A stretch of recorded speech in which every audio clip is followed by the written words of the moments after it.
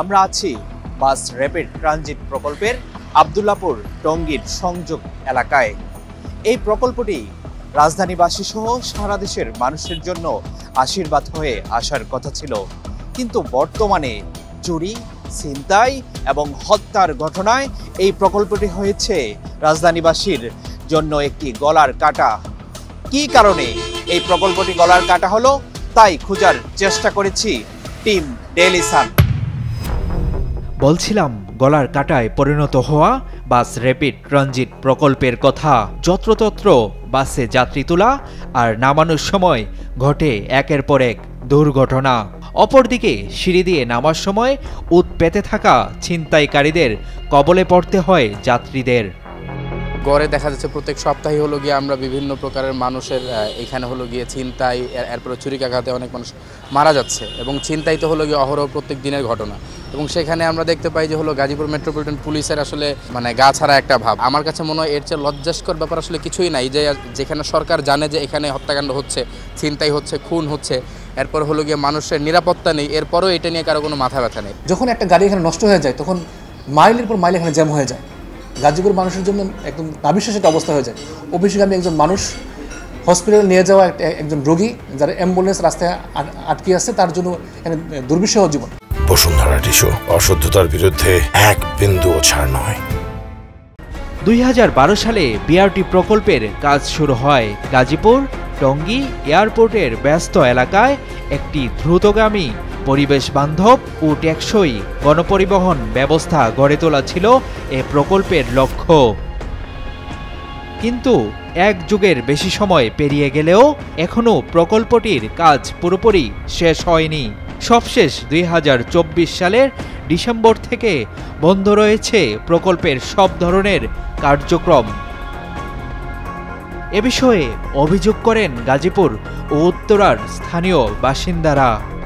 আমার ট্যাক্সের টাকা দিয়ে আজকে যে এই জাহান্নামের যে প্রকল্পটি করেছেন, প্রত্যেক দিন একজন দুইজন করে মানুষ খুন হচ্ছে, গুম হচ্ছে, ছিনতাইকারীদের কবলে পড়ছে। একটি ময়লার বাগারের জন্য তৈরি করা হয়েছে এবং এই প্রকল্প দিয়ে লক্ষ লক্ষ কোটি কোটি টাকা আমাদের এই জনগণের টাকাগুলো আত্মসাৎ করার একটা প্রকল্প তৈরি করেছে।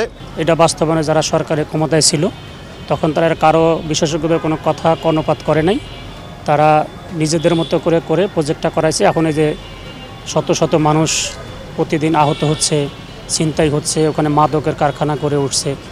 আসলে এই প্রজেক্টটা আমাদের দেশের জন্য কোনোভাবেই ভায়াবল হয় নাই।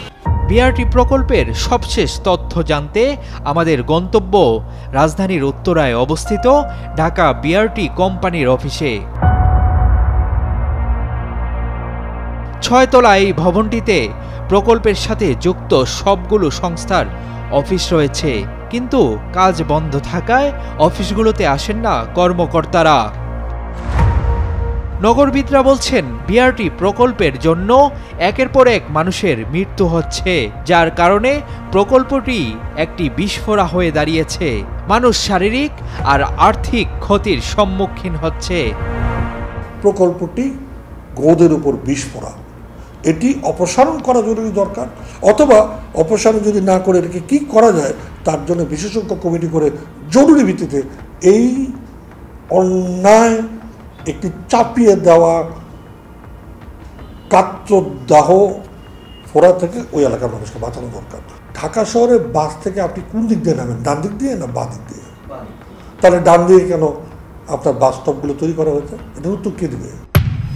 নাম প্রকাশ না করার শর্তে গাজীপুরে কর্মরত আইনশৃঙ্খলা বাহিনীর উচ্চপদস্থ একজন কর্মকর্তা বলেন, গাজীপুরে যত অপরাধ সংগঠিত হয় তার 60% বিআরটি প্রকল্প ঘিরে। এবার প্রকল্পের ব্যবস্থাপনা পরিচালকের মুখোমুখি হওয়ার পালা। কয়েকদিন চেষ্টার পর তার সাক্ষাৎ পাই আমরা। প্রকল্প বন্ধ হয়ে যাওয়ার পর 8 মাসের বেশি সময় ধরে প্রকল্প অফিসের পেছনে ব্যয়ের বিষয়ে জানতে চাই তার কাছে। আমি এখানে যখন আসছি, এই প্রকল্পটা ডিসেম্বর শেষ হয়েছে, আমি আসছি এখানে মেতে, মানে প্রকল্প স্থগিত হয়ে যাওয়ার 5 মাস পরে, 6 মাস পরে। এই সময় আমিও এসে প্রকল্প অফিস লাইভ পাইনি, কিন্তু তার আগে প্রকল্প অফিস লাইভ ছিল এবং যথারীতি চলমান ছিল। এখন হয়তো যেহেতু প্রকল্পের কার্যক্রম নেই, এই জন্য প্রকল্পের জনবল এখানে বসে না বা আসে না, ওনাদের অন্যান্য যে ফাংশন আছে এগুলি করে। ঢাকা বিআরটি প্রকল্প ঘিরে আইনশৃঙ্খলার অবনতি নিয়ে জানতে চাইলে এই কর্মকর্তা দোষ চাপান আইনশৃঙ্খলা রক্ষাকারী বাহিনীর উপর। এই জায়গাটা নিয়ে আমার বলার বিষয় হলো যে আসলে এই আইন শৃঙ্খলার বিষয়টা তো আমরা তদারকিও করি না বা আমরা ইচ্ছা করলেও করতে পারবো না। এই বিষয়টা আইন শৃঙ্খলা রক্ষাকারী বাহিনীর, ওনারা যদি আরও একটু তৎপর হন তাহলে আমার মনে হয় ওই আইন শৃঙ্খলার বিষয়টা, কারণ আমাদের কোনো অবকাঠামো এই আইন শৃঙ্খলার অবনতিতে সহায়ক ভূমিকা পালন করছে এটা আমি মনে করি না। কারণ কোনো অবকাঠামোই এইরকম আইন শৃঙ্খলা ইমপ্লিমেন্টেশনে অন্তরায়, এটা আমার চোখে পড়েনি, আমি লেমন হিসাবে যতটা বুঝি। তবে গাজীপুর, উত্তরা তথা বিআরটি প্রকল্প ঘিরে অপরাধ নির্মূল করে শৃঙ্খলা ফিরিয়ে আনতে র্যাবের টহল কার্যক্রম বাড়ানো হয়েছে বলে জানায় র্যাব। আইন শৃঙ্খলা রক্ষার জন্য যেটা হয় যে নিয়মিত টহল কার্যক্রম যেটা আমাদের চালু আছে, রাত দিন 24 ঘন্টা আমাদের টহল কার্যক্রম রাস্তার বিভিন্ন সিটির বিভিন্ন এলাকায় মানে ঘুরতেছে ওরা। নিয়মিত আমাদের চেকপোস্ট কার্যক্রম আমরা চালু রাখছি বিভিন্ন জায়গায় টাইম অ্যান্ড অ্যাগেইন, যাতে বিভিন্ন পিরিয়ডিক্যাল মানে সময় অনুযায়ী বিক্ষিপ্ত সময়ে মানে রেগুলারলি বা বিক্ষিপ্ত সময়ে বিভিন্ন জায়গায় চেকপোস্ট আমরা বসাচ্ছি। গত 27 জুলাই একনেক সভায় প্রকল্পের চতুর্থ সংশোধিত প্রস্তাব উপস্থাপন করা হয়, যেখানে প্রকল্পের ব্যয় বাড়িয়ে ৬,৫৯৭.৩২ কোটি টাকায় উন্নীত করার প্রস্তাব দেওয়া হয়। তবে মূল প্রকল্পের ব্যয় ছিল ২,০৩৯.৮৪ কোটি টাকা। পাশাপাশি প্রকল্পের মেয়াদ আরও 4 বছর বাড়ানোর প্রস্তাবও দেওয়া হয়। তবে উভয় প্রস্তাবই সবাই নাকচ করা হয়েছে। স্থানীয়দের দাবি, গলার কাটায় পরিণত হওয়া বিআরটি প্রকল্পের কাজ দ্রুত শেষ করবে সরকার। সেই সাথে এই প্রকল্প ঘিরে আইনশৃঙ্খলা পরিস্থিতি নিয়ন্ত্রণে নজরদারি বৃদ্ধি করবে প্রশাসন। Abu Bakr Raihan, Daily Sun.